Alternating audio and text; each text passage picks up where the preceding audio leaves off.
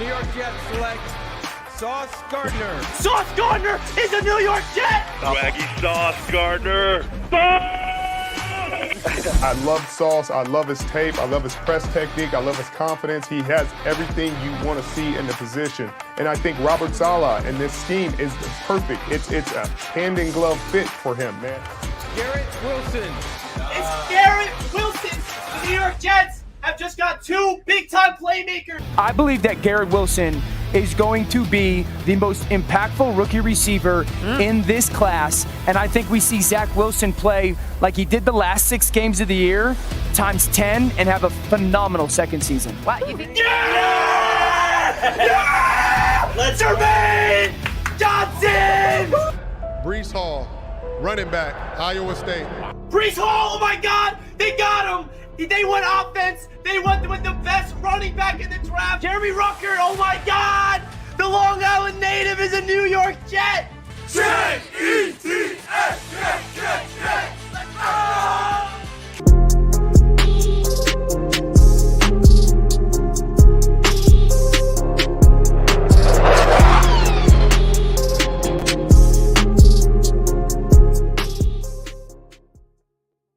Yo, what is going on, Jets Nation? Welcome back to another Jets Media live stream. And today we got the weekly Jets stock report to talk about. Who is trending up and who is trending down on the New York Jets regarding the players and the coaching staff. You guys know the drill by now. If you are not familiar with this edition of the Jets stock report, we basically talk about who is playing good on this Jets team that is trending in the right direction, and who is not playing good on this team that's trending in the wrong direction.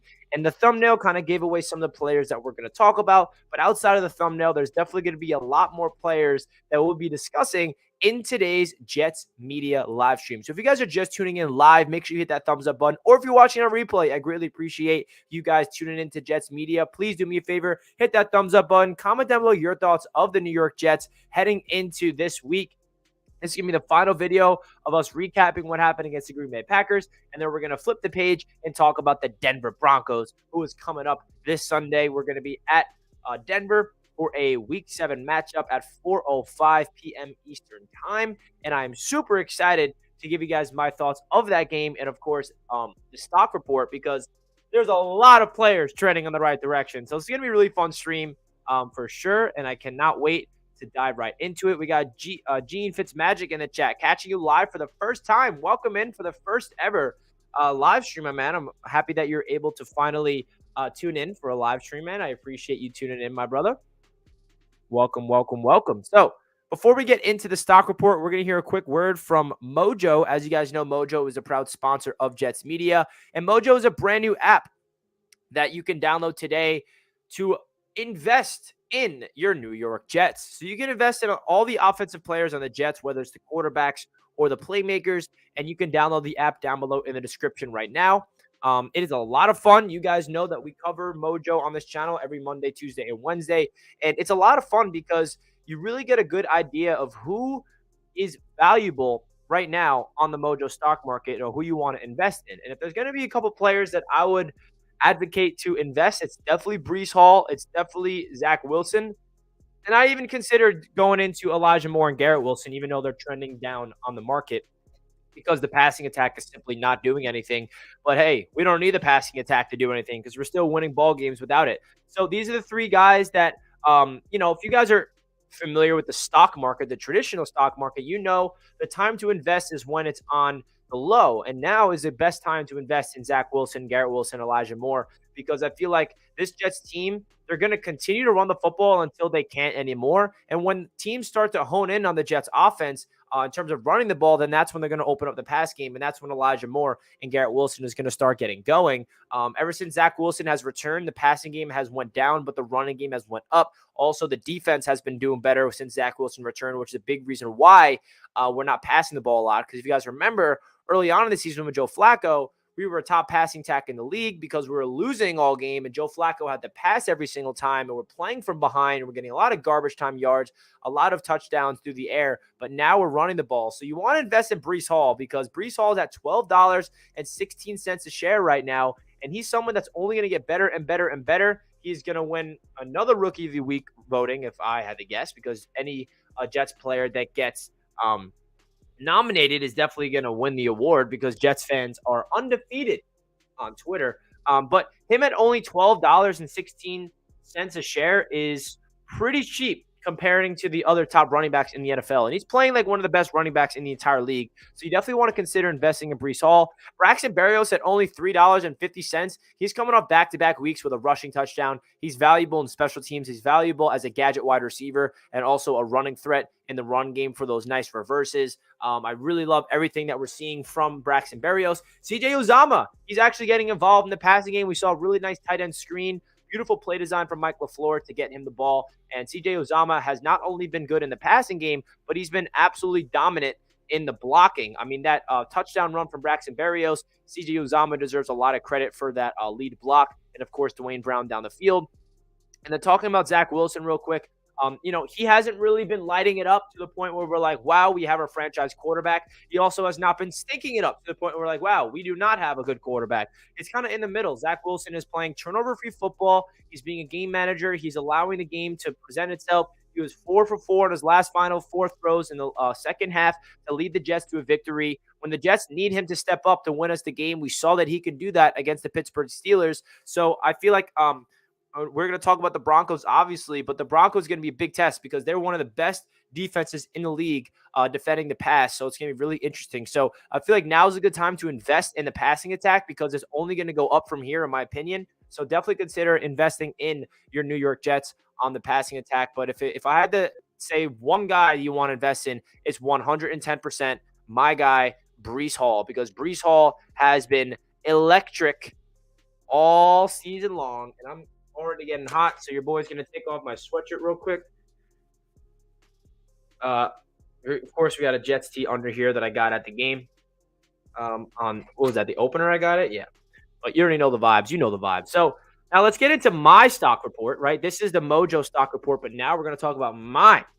Who do I have trending up on my market? Who do I have trending down on my market? So let's get right into it. But let's get into the chat, see what you guys have to say first. Gene says, I feel like Zach didn't have big numbers last week because he didn't need to have a big game. He took what the defense gave him and didn't make any wrong decision. You're 100% correct, my man. Anybody that looks at the box score and sees Zach Wilson's numbers and just thinks that he's not playing good football doesn't know what they're talking about. You got to provide context. The fact is the Jets defense was carrying that game. The Jets running attack was carrying that game. Zach Wilson did not have one pass attempt in the fourth quarter because why do you need to pass the ball if the running attack is that dominant? So that's really what it comes down to.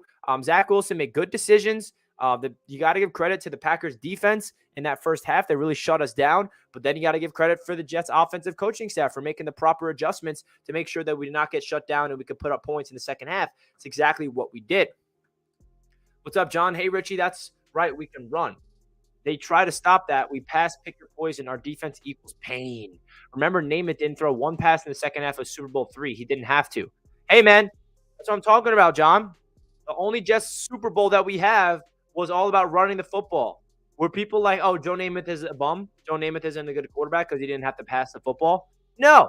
You're winning games. What's wrong with that? Our defense front four looked like the New York Sack Exchange. The New York Sack Exchange 2.0. Hell yeah, Peter. I sure hope so.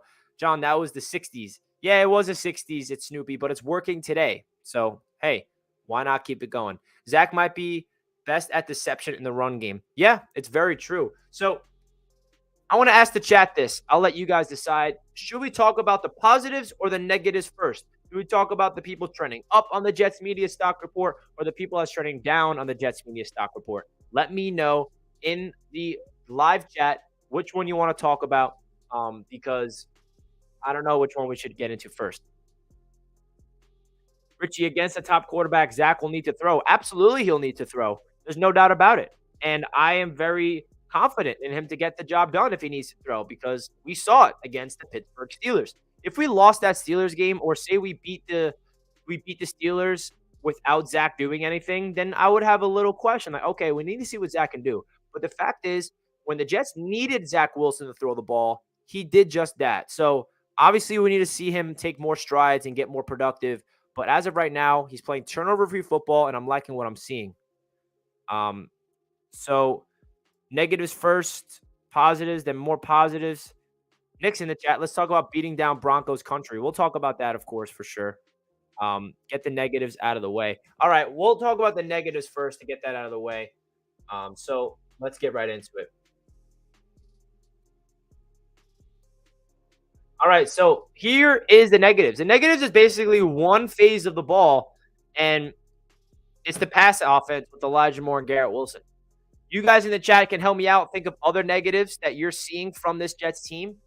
But this is really the only thing that I can think of. The defense is, I don't think of one weakness on this defense right now. Literally not one weakness on this defense. And the offense, the running game is dominant. The pass protection has been good. The running attack has been great.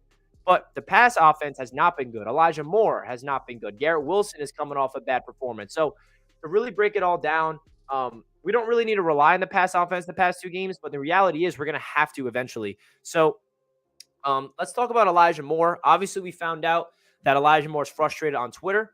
I don't really see Elijah. I'm really upset that Elijah Moore had to go to Twitter about that. I understand he's frustrated, but I prefer you stay off social media and you tell the coaching staffs how you feel instead of going onto the world and making your frustrations out there.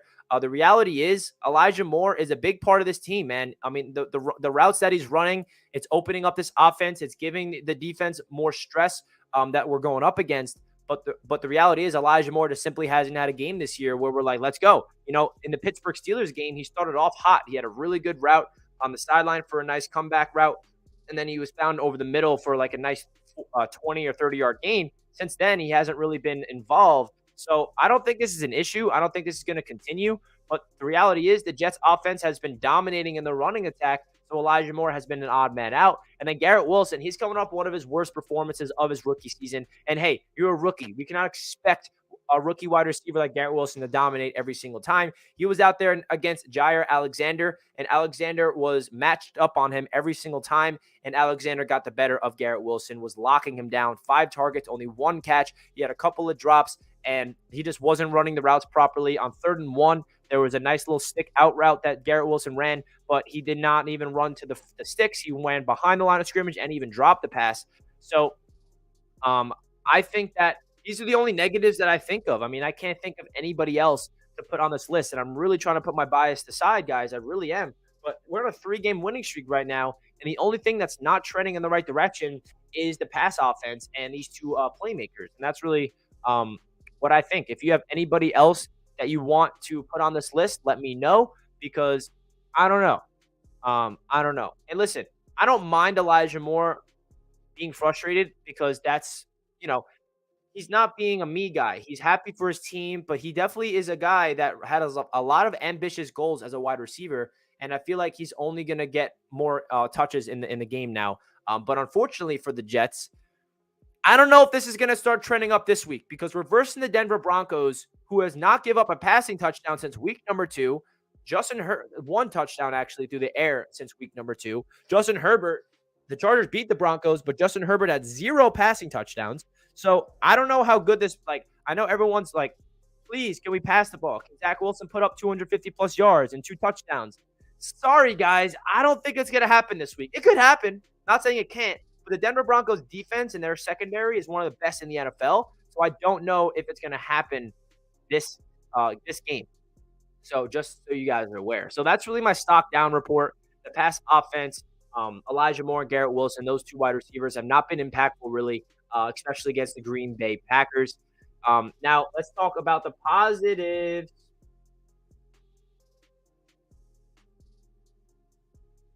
Now, this list is long, baby.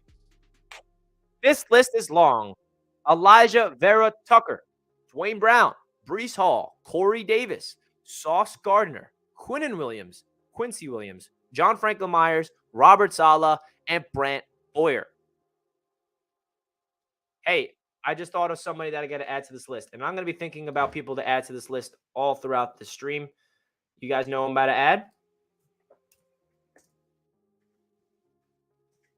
Braxton Berrios. Oh, we can't put him in. We got to put him in all caps. How can I forget about my guy Braxton, bro? Braxton has been so good the past couple of games. He deserves to be on here. So, here is my list of the people that's trending up. And listen, there's other guys you can add. Will Parks, Michael Clemens for getting those special teams. But I put Brant Boyer on that list just because that's for the special teams. And we'll get into the special teams, of course.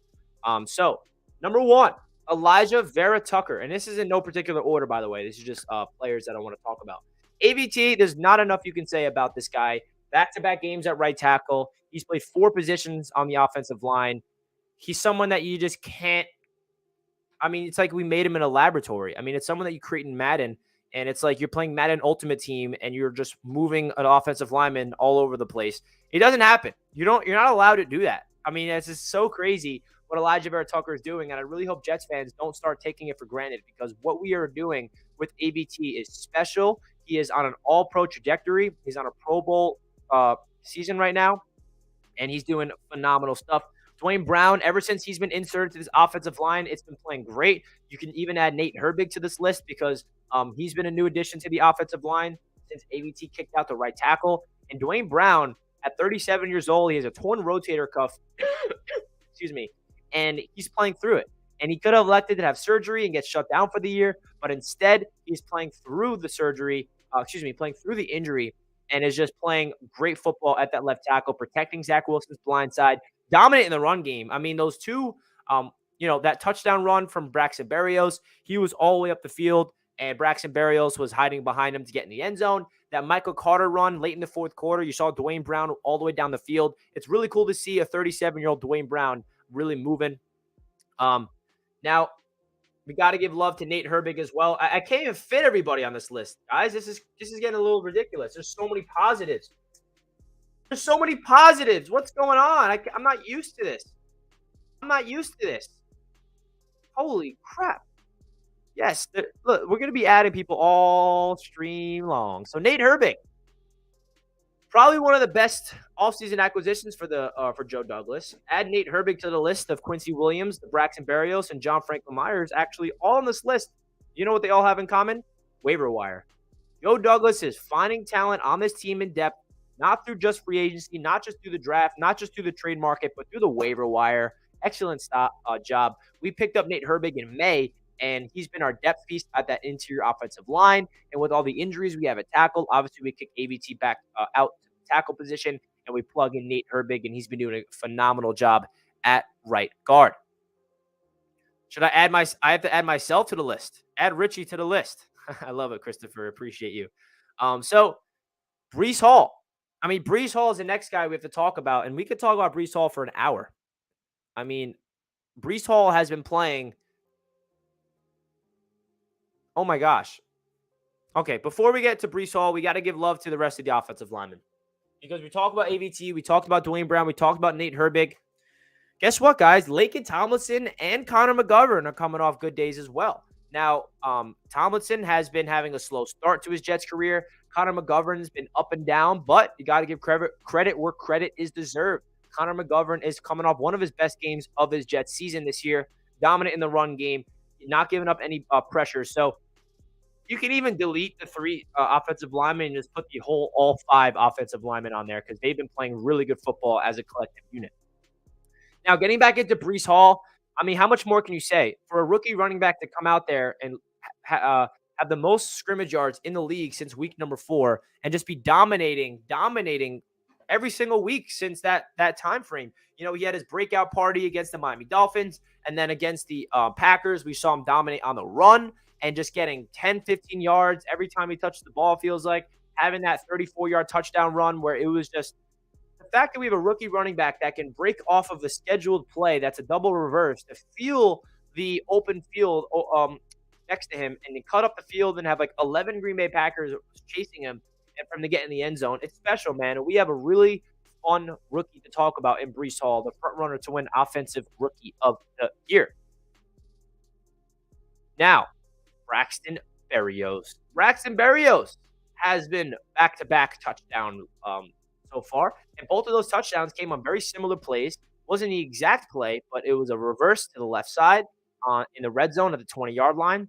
So you know that defense is going to now be looking out for those Braxton Berrios reverses. But Braxton Berrios, man, you see him in the return game. You see him at the gadget receiver spot. You see him getting the ball in the end arounds. You see him just doing great things. He has 3 total touchdowns, including a passing touchdown this year. Braxton Berrios is such a utility player on this team that a lot of Jets fans need to start realizing that he's extremely valuable. He might not be the number 1 receiver or anything like that, but in the running game and in the special teams, he is so valuable to this team. Now, Corey Davis. Now, Corey Davis didn't have a great game Sunday, but his 2 catches came on back-to-back plays, and that was where we got our first touchdown from Braxton Berrios. So it was, I think, 2nd and long, and Zach Wilson finds Corey Davis over the middle for a 15-yard gainer. And Corey Davis, by the way, I've said this stat over and over again on the channel, 89.5% of Corey Davis receptions are first downs or touchdowns. That's ridiculous. I mean, Corey Davis has been, and that's first in the NFL, by the way. So Corey Davis has been Zach Wilson's number 1 target this year. Ever since Zach Wilson has returned, he's always looking Corey Davis's way. Corey Davis has not been having the drop issues at all so far this year. Hopefully that continues. And that bomb that Zach Wilson had down the field that set up that Braxton Berrios touchdown. You saw the bootleg, Zach Wilson rolling to his right. It was a double move, beautiful route by Corey Davis to get open. And then, of course, adjusting to the ball, coming out there and catching it. Great stuff. And also, wow, Johnny, you took the words right out of my mouth. I was just about to say this. Corey Davis in blocking has been sensational. And some people don't think that's a big deal. But when you look at the tape and you see how good that we're doing in the run game, a lot of it has to do with what Corey Davis has been doing blocking-wise. In this scheme, you need to have wide receivers that are willing to put their hands on the defensive backs and block them. The amount of times that you see Corey Davis just do beautiful blocking after play after play after play to set up those 5 to 7 to 10-yard rushes from Brees or Michael Carter. It's really good. So Corey Davis is definitely trending up. And now transitioning over to the defensive side of the ball, Sauce Gardner. You see the Sauce jersey right here. I mean, he's a front runner for Defensive Rookie of the Year. He has 2 pass deflections this game. He has 40 man coverage snaps, 6 targets, 1 reception for 6 yards. That's ridiculous. He is tied for the league lead in pass deflections. He has 1 interception. Should have had a pick 6, but it was ruled back. He's been unbelievable. Sauce Gardner. Listen, as a cornerback, it's really hard to adjust to the NFL when you're a rookie corner, and it does not look like this game's too big for him. He is matching up against any receiver, whether it's a rookie like Romeo Doubs or whether it's a star like Jamar Chase. It doesn't matter. Sauce Gardner is here, and he is playing elite football right out of the gate. It seems like the Jets got a star on their hands. And then speaking of stars, and speaking of a AFC Defensive Player of the Week, his name goes by Quinn Williams. Quinn Williams is coming off a dominant game, and he has been trending up all season long. Don't get it twisted. It's not like he just broke out on Sunday. He's been playing great football all year, and now he had his big-time breakout game on Fox where the whole world was watching, and he gets the AFC Defensive Player of the Week nod. And listen, 2 sacks, 2 tackle for loss, a forced fumble. I mean, you can't ask for a more dominant performance from Quinn Williams. Oh, don't forget a blocked field goal. So Quinn Williams is here, and we knew that Quinn Williams throughout his career with the Jets has been playing above average football, but we're like, can he get to that next level? Can Quinn Williams take his game to the Aaron Donald caliber? Because we drafted him 3rd overall, and he was supposed to be the best player in that draft class, and now he's playing this season-wise just as good, if not better than Aaron Donald. He has more sacks than Aaron Donald. He's playing better than Aaron Donald this year. Now, hopefully that will continue. The presence of Quinn Williams is unbelievable. He's opening up the rest of the defensive line on stunts, and John Franklin Myers is now getting going, and now Carl Lawson, Sheldon Rankins, the entire front 4 is getting home. Shout out to Malachi. What's up, Richie and Jets fans? Appreciate the $5 donation, my man. Good luck to your New England Patriots. They're definitely trending in the right direction. I think you got to change your profile picture to Bailey Zappi, right? But yeah, man, Malachi, I appreciate the donation. We'll see you at the AFC East Roundtable tonight, of course. But listen, man, Quinn Williams has been dominant all season long, and he's playing like a sensational star, and he needs to get extended. He needs to get paid. You see the Quinn Williams sign poster right above me. Let's go. Now, Quincy Williams, his brother, he went out for 2 weeks, and a lot of people forgot how good Quincy Williams truly is. Quincy Williams comes out there, leads the Jets in total tackles with 14.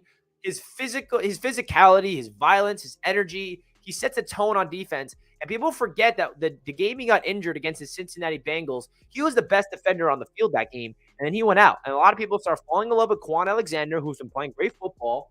But people forget about Quincy, and they think he's overrated, and they think he's overhyped. And I'm like, no, Quincy Williams is here, and he has a different feeling to him where he kind of sets a tone on this defense. I mean, when he hits you, you feel it, and it has a sense of energy to it. You saw his first tackle of the day. He popped someone on the in the flat.